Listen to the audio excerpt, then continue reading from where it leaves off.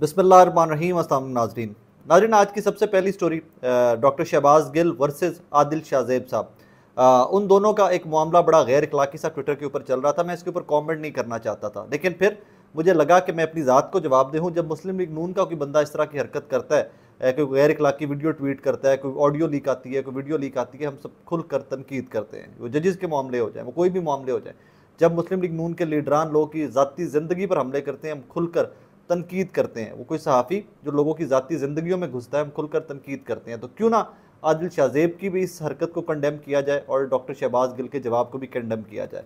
मैं सबसे पहले ख़ता का पुतला खुद हूँ। मेरे से गलतियाँ कोताहियाँ होती रही हैं, अब भी होती हैं, फ्यूचर में भी होंगी, लेकिन सीखने का अमल हमेशा जारी रहता है। कोशिश करता हूँ कि गलती कोताही हो जाए तो दोबारा वो ज़िंदगी में ना हो। आदिल शाहजेब साहब ने, आपको पता है, मुराद सईद साहब के ऊपर एक इल्ज़ामात की बौछार की।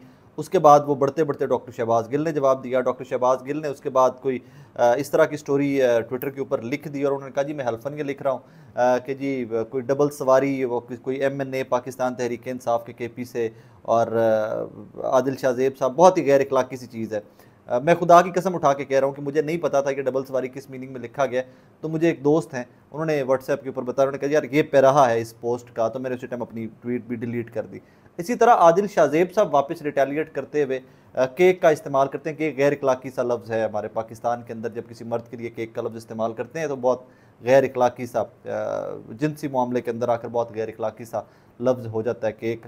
दोनों ने ज़्यादती की, दोनों को कंडेम किया जाना चाहिए। ये हमारे माशरे की रिवायात नहीं है। बहस, मुबाहिसा, आर्गूमेंट महज़ब तरीके से भी किया जा सकता है। एक तरफ एक उस्ताद है जिसने लाखों बच्चों की परवरिश करनी है और कर रहा है, और जिसके लाखों करोड़ों चाहने वाले हैं, डॉक्टर शहबाज गिल। दूसरी तरफ एक एंकर है जो रोज़ टेलीविजन के ऊपर बैठ कर इखलाकियात के लेक्चर देता है, आदिल शाहजेब। तो दोनों को रिफ्रेन करना चाहिए था, दोनों को इस मामले में बहुत ज़्यादा आगे नहीं जाना चाहिए था। और मैं इस मामले पर इतनी ही बात करना चाहूँगा, बहुत ज़्यादा डिटेल में आगे नहीं जाऊँगा। सेकेंड न्यूज़ जनाब मेरे सामने खुली पड़ी है। रशिया के जो सफ़ीर हैं, उन्होंने जनाब एक आज तकरीब में ख़िताब किया है इस्लामाबाद में, और तकरीब थी diplomatic reflections Pakistan Russia relations and the way ahead, कि पाकिस्तानी और पाकिस्तान और रशिया के मामलात को आगे कैसे लेकर जाया जा सकता है, सफारती ताल्लुकात को आगे कैसे लेकर जाया जा सकता है। वहाँ पर आज उन्होंने इमरान खान साहब की तारीफ़ों के पुल बांध दिए। जब उनसे सवाल सहाफ़ियों ने पूछा है तो उन्होंने इमरान खान साहब के ऊपर मतलब बड़े लंबी चौड़ी कमेंट किए हैं। मैं आपके सामने रख देता हूँ। वो कहते हैं कि इमरान खान एक बहादुर और ईमानदार शख्स है, क्रिकेट टीम का कप्तान, 92 वाला तारुफ पहला उसका, और उसके बाद पूरी दुनिया में, सिर्फ पाकिस्तान नहीं पूरी दुनिया में इमरान खान ने इज़्ज़त कमाई। उन्होंने साथ ये भी कहा कि मॉस्को में जब इमरान खान साहब आए तो उनके मामलात बहुत अच्छे तरीके से आगे चले। जब इमरान खान साहब का रशिया वाला टूर था तो वो बड़ी हौसला अफजा और इज़्ज़त अफजा मीटिंग्स उनकी रही वहाँ पर रशिया के अंदर। अब यहाँ पर एक चीज़ समझने की ज़रूरत है कि आप तोशा खाना से स्टार्ट हुए, आप बुशरा बीबी, अलकादिर ट्रस्ट, फरागोगी, पता नहीं क्या क्या आपने किया। आप कहीं पर भी किसी भी इस तरह के मुल्क को कि जिस तरह का, जिसका इम्पैक्ट हो, जिसका कोई फ़र्क पड़ता हो, उनकी नज़र में इमरान खान साहब की इज़्ज़त को घटा नहीं सके। और ये अहम तरीन मुल्क है रशिया इस टाइम पे पाकिस्तान के लिए। In days to come you will understand कि जो नए ब्लॉक्स की फिक्सिंग हो रही है ना सारी के, हिंदुस्तान कॉरिडोर, आगे साथ अमेरिका, तो उस सारे स्नैरियो के अंदर रशिया पाकिस्तान के लिए अहम तरीन मुल्क बनता जाएगा। और एक अहम तरीन मुल्क, एक वज़ीर आज़म जो बिहाइंड द बार्स है, और उसके बारे में अगर कह रहा है कि वो ईमानदार और बहादुर इंसान है, तो ये कमेंट बड़ा वेटेज रखता है डिप्लोमेटिक सर्कल्स के अंदर और पाकिस्तानियों के अंदर। बहरहाल रूसियों का यही, जब सफ़ीर कुछ कह रहा होता है तो उसका मतलब ये होता है कि उस मुल्क की रिप्रेजेंटेशन है, उस मुल्क की इंतज़ामिया, उस मुल्क का सदर, वज़ीर आज़म या जो भी उसका हैराकी है, वो उस शख्स के बारे में यही सोचते हैं, क्योंकि सफ़ीर अपने पास से यूँ कमेंट नहीं कर सकता किसी भी मुल्क के अंदर। तो जब रूसी सफ़ीर इमरान खान साहब के बारे में ये कहते हैं कि वो ईमानदार और बहादुर इंसान है, तो ये आपके बहुत सारे जो आपके अंदाजे थे, ये आपकी बहुत सारी मीडिया कैंपेन्स जो थी, उनको ये रद्द कर देता है, और इस तरह चीज़ें आगे चलती हैं। और ये आई एम श्योर कि ये सिर्फ रशियन एम्बेसडर का ये व्यू पॉइंट नहीं है। अगर आप इसके ऊपर थोड़ी सी डिटेल या आने वाले दिनों में और एम्बेसडर्स और ममालिक जो हैं उनके सफ़ीरों से बात करेंगे तो आपको बहुत सारे ममालिक में से इमरान खान की गवाही मिलेगी कि he is a neat and clean man. और मज़े की बात यह है कि आप लोकली भी मुस्लिम लीग नून के चंद लीडरान जिनको ये टास्क दिया गया था कि आपने इमरान खान साहब के सिर्फ खिलाफ बोलना है, उनके अलावा कोई भी सियासतदान ऐसा नहीं है जो कह सके कि यार इमरान खान बहुत करप्ट है, बहुत करप्ट है और बहुत पैसा कमाया उसने, ये किया वो किया। नहीं हुआ ऐसा, बिल्कुल भी ऐसा नहीं हुआ। कोई बड़े से बड़ा सियासतदान भी ये इल्ज़ाम नहीं लगा सका। और बस तोशाखाना घड़ी, तोशाखाना घड़ी, तोशाखाना घड़ी, जिस केस के अंदर था ही कुछ नहीं, उसके ऊपर हाइप बनाई गई एंड दैट इज़ इट। और वो हाइप कितनी इफेक्टिव हुई है, कितने लोगों के जहनों के ऊपर असर कर चुकी है, वो आपको जो ज़िमनी इलेक्शन सारे पाकिस्तान के अंदर, गिलगित बल्तिस्तान, जहाँ जहाँ हुए हैं, उन्होंने उनके नताइज ने आपको बता दिया है कि ये किस हद तक स्टोरीज इफेक्ट कर सकी हैं तहरीक इंसाफ और इमरान खान साहब को। बहरहाल आगे चलिए, 15 सितंबर बहुत अहम दिन गर्दाना जा रहा है पाकिस्तान के मौजूदा सेटअप के अंदर पॉलिटिकल और मिलिट्री इस्टेब्लिशमेंट को लेकर, कि 15 सितंबर के बाद जनाब पाकिस्तान में एक फ्यूरियस किस्म का, लीथल किस्म का एहतसाब का आगाज़ हो रहा है। मेरी इतलात ये हैं, उसमें साबिका अफसरान भी हैं, मौजूदा अफसरान भी हैं, उसमें एनर्जी माफिया भी है, शुगर माफिया भी है, डॉलर माफिया भी है, कब्ज़ा माफिया भी है, उसमें कुछ जजेस भी होंगे साबिका या मौजूदा। तो ये लंबी चौड़ी एक फहरिस्त है। कुछ लोग तो कोट करते हैं कि 500 के करीब लोग हैं। ठीक है, एहतसाब होना चाहिए, लेकिन मुझे ये बताया जाता है मेरे सीनियर्स की जानिब से, मेरे बुज़ुर्गों की जानिब से, कि एहतसाब ज़िया ने भी किया था, एहतसाब मुशर्रफ ने भी किया था, NRO पे NRO। क्या ज़िया के एहतसाब में अपने आप को इक़्तिदार पर काबिज़ रखने के अलावा भी कोई मकसद था? क्या ज़िया ने उस एहतसाब के बाद मुल्क उस डगर पर चढ़ा दिया था कि मुल्क बहुत कोई शाइनिंग स्टार बन गया था?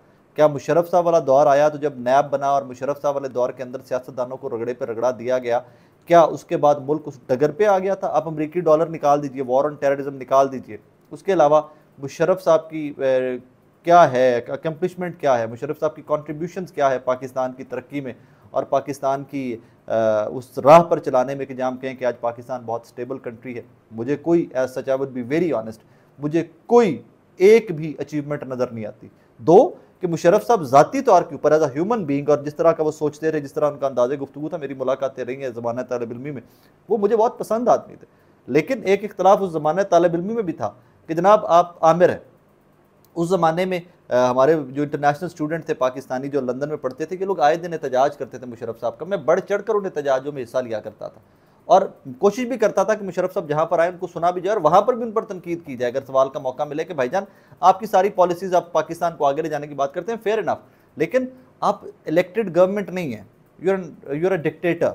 तो बहरहाल उस एहतसाब में से क्या निकला था? आपने एहतसाब करना है, आप ज़रूर कीजिए, पूरी कौम आपके साथ खड़ी होगी, लेकिन 2-3 चीज़ें मैं आपके गोश गुजार कर दूँ। ये एहतसाब का नारा इमरान खान का नारा है और इसके ऊपर उसको मकबूलियत भी मिली और वो इस एहतसाब की बात भी करता रहा और जनरल बाजवा बार बार कहते रहे कि एहतसाब को छोड़ो, आगे चलो। तो यही वजह है कि इमरान खान आज भी मकबूल है और जनरल बाजवा के साथ जो तमाम सियासी जमातें कर रही हैं वो आपके सामने है। अब आ जाइए कि एहतसाब का होना किस तरह का चाहिए कि जिस एहतसाब को ये कौम एक्सेप्ट कर ले, जिसकी कोई क्रेडिबिलिटी हो। मेरे नज़दीक, मैं अपनी ज़ाती हैसियत में आपसे मुखातिब हूँ, तो जनाब मेरे नज़दीक एहतसाब वो होना चाहिए कि जिसमें सरे महल से इंक्वायरी स्टार्ट हो, जिसमें 10% से स्टार्ट हो, जिसमें हुदैबिया पेपर मिल्स हों, जिसमें वो तमाम अष्टाम निकाले जाएं कि जो इसहाक डार साहब लिख कर देकर गए थे कि जनाब करप्शन भी हुई है, मनी लॉन्ड्रिंग भी हुई है। एहतसाब वो हो कि जिसमें जिस वज़ीर आज़म के ऊपर फ़र्द जुर्म आयद की जानी हो और उसी दिन वो वज़ीर आज़म बना दिया जाए, वहाँ से हो। एहतसाब वहाँ से हो कि जिसमें डॉक्टर रिजवान जैसे लोग दुनिया से चले गए इंक्वायरीज़ करते हुए और मकसूद चपड़ासी चला गया, मनी लॉन्ड्रिंग और हुंडी और वो सारे कारोबार जो थे वहाँ से हो। उन तमाम केसेस को खोला जाए, उनको मंतकी अंजाम तक पहुँचाया जाए। तो शायद, क्योंकि इमरान खान का एहतसाब तो आपने कर लिया, आपने खोल लिया तोशाखाना, फेयर एनफ खोलिए, आपको हक है, आप सबका खोलिए, गिलानी साहब का भी निकालिए, नवाज शरीफ साहब का भी निकालिए, सबके तोशाखाना के तहफ़ निकालिए और कौम के सामने रखिए, हक है, ठीक है। लेकिन एहतसाब, मुझे बहुत ज़्यादा खुशी होती कि अगर ये तमाम के तमाम लोग जो माजी की स्टोरीज़ अखबारों में छपती आई हैं, या तो वो सारे सहाफ़ी, वो अखबार, वो टेलीविज़न चैनल माफ़िया मांगे कि जनाब हमसे ये झूठी खबरें चली, हमें माफ़ कर दे ये कौम, हम अपना धंधा बंद करके बोरिया बिस्तर उठा के यहाँ से जा रहे हैं, तो फिर ठीक है। और अगर ये सारी खबरें भी चलती रही, इनके ऊपर इंक्वायरीज़ भी होती रही, कौम के अरबों रुपए भी लगे, कौम का टाइम भी ज़ाया हुआ, लोगों ने जेलें भी काटी, तो फिर एहतसाब किस चीज़ का कि आप पुरानों को भूल जाएँ और नए लोगों के ऊपर आकर एहतसाब शुरू कर दें। जिस मुल्क में जरदारी साहब हों, जिस मुल्क में नवाज शरीफ साहब हों, जिस मुल्क में शहबाज शरीफ साहब हों, जिनके ऊपर इतने बड़े बड़े इल्ज़ामात हैं, वहाँ पर आप ग्रेड 17 का कोई एक बंदा पकड़ कर उसका एहतसाब शुरू कर देते हैं, तो उस एहतसाब की क्रेडिबिलिटी क्या है?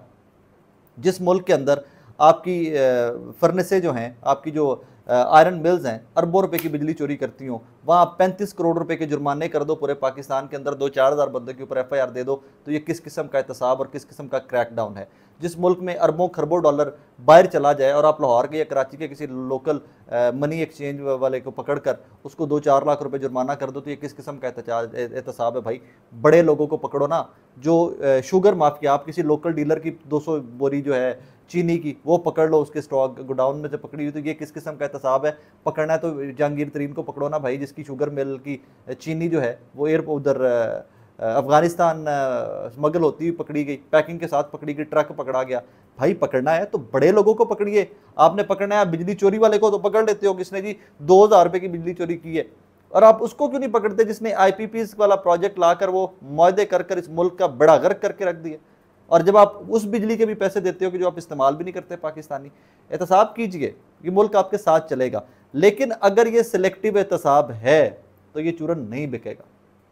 काकड़ साहब और बाकी इस्टेब्लिशमेंट के वो तमाम लोग के जो इसमें ट्रायो मिलकर एहतसाब की तरफ लेकर जा रहा है, बहुत अच्छा स्टेप है, ज़रूर कीजिए, अक्रॉस द बोर्ड कीजिए। दो कि आपके पास मैंडेट नहीं है, मुझे इजाज़त दीजिए कहने की कि आपके पास मैंडेट नहीं है इस एहतसाब का, आप इलेक्टेड गवर्नमेंट नहीं है, लेकिन एहतसाब कीजिए तो अक्रॉस द बोर्ड कीजिए। काकड़ साहब का भी वो जो NGO वाला मामला था ना, उसकी भी इंक्वायरी कीजिए। हमारे बेशक वज़ीर आज़म है, लेकिन इंक्वायरी कीजिए जनाब कि आपके ऊपर एक इल्ज़ाम है, खबरें छपी हुई हैं कि काकड़ साहब की कोई NGO करप्शन में इन्वॉल्व थी, वहाँ से आगाज़ कीजिए। और लोगों की ज़ाती ज़िंदगियों को, निजी ज़िंदगियाँ रहने दीजिए। हर बंदे से गलती कोताही होती है, वो आदिल शाहज़ेब हों, डॉक्टर शाह गिल हों, तमाम लोगों से मेरी दरख्वास्त है एंड के अंदर कि लोगों की ज़ाती ज़िंदगियों को ज़ाती ज़िंदगियाँ रहने दीजिए। हमें कोई हक़ नहीं पहुँचता कि हम किसी के ऊपर ऐसा कीचड़ उछालें कि जिससे हमारे बच्चों को एक जंगल की तरफ धकेल दिया जाएगी। जो मुआशरा तरतीब हम आज दे रहे हैं, यकीन मानिए ये बदतमीज़ी का मुआशरा है। और इसमें हम आज से मामला ये शुरू नहीं हुआ, ये 90 से जब बीबी की शहीद की फ़ोटोज़ फेंकी गई थी ना जहाज़ों से, ये तब से हम उस मुआशरे को गलाजत की तरफ धकेलते हुए लेकर जा रहे हैं। This is not the society you want for your kids in the future. Please stop it right here. और इस पर तमाम जमातों के लोगों को, इदारों के लोगों को, ये न्यूज़ चैनल जो हैं, इन तमाम लोगों को इसके ऊपर बैठ कर बात करनी चाहिए कि भाई नो, एंड ऑफ इट, ख़त्म होगी कहानी। इससे आगे हम ज़ातियात पे नहीं जाएंगे, अखलाकियात का ख्याल करेंगे। लेकिन कौन पूछे इस मुल्क के, ओ बस भैड़ी दी मिसाल है पंजाबी जी, अन्नी पींदी थे बाकी पे खाते हैं, बस छोड़े। इस मुल्क में कुछ नहीं हो सकता अभी के लिए, लेकिन अपना अपना किरदार अदा करते रहिए। अपना ख्याल रखिएगा, दुआ में याद रखिएगा। अल्लाह हाफ़िज़।